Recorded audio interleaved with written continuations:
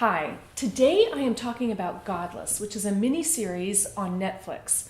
I love the show. There's so much to love about it. The premise of the show is kind of typical where Westerns are concerned. You've got your bad guy, you've got your good guy, and you've got the law.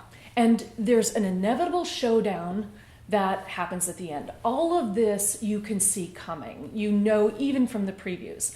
In this case, the bad guy is a guy named Frank Griffin, and he is the leader of this band of outlaws. And you have the good guy, who is Roy Good. And Roy Good was Frank Griffin's protege who turned on him.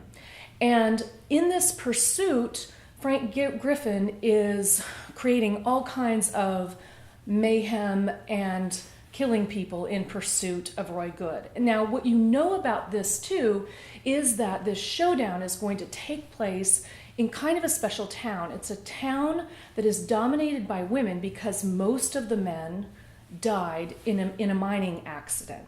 What I really love about this show is that it goes much deeper and it's much more interesting than just a typical Western. In fact, this show feels much more like a movie. It is a mini-series, so one of the things that you know is anything can happen.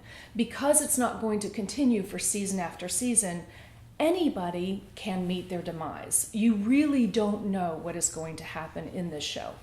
The other thing that I really like about it is it's the characterization. The characters are wonderful. So the bad guy who's wearing the black hat, not literally, but you know, he's the bad guy.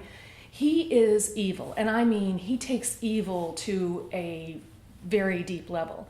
But at the same time, he is capable of great kindness, like really kind of a hard, grisly kind of kindness that most of us wouldn't be capable of. He does have his own sort of moral code, his own ethics, even though they may be twisted in our minds. Likewise, the good guy isn't purely good. He has done evil in the past. He has been a part of this outlaw gang.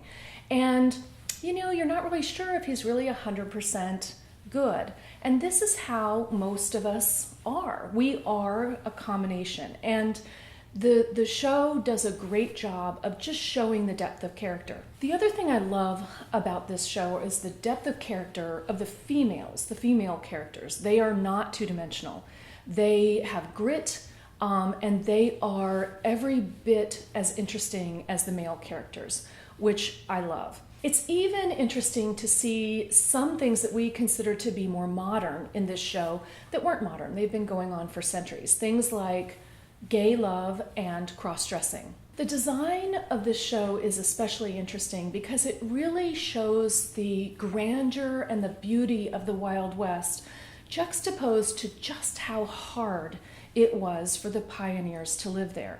They had to fight for everything, and it shows it. They had to struggle for their food, for their water, for their shelter, for their clothing, and even for their transportation. A lot of the show is around the horses. And in a lot of Westerns, you know, the horses are just there and you just see them and they just seem to always be waiting. But no, there was a lot that went into breeding and training these horses. It was not easy. Nothing about life there was easy. It's really interesting to see this style of movie come back, the Western drama style, and to see it modernized and to see it recreated in our current view of what our pioneering days were like, and to just see it depicted more well-rounded, with beautiful characterization, and where men and women are much more well-rounded and equally depicted.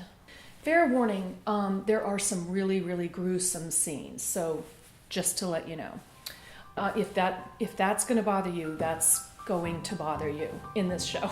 I hope you take the opportunity to watch Godless on Netflix, and if you do, let me know what you think about it. I'd love to hear from you in the comments below.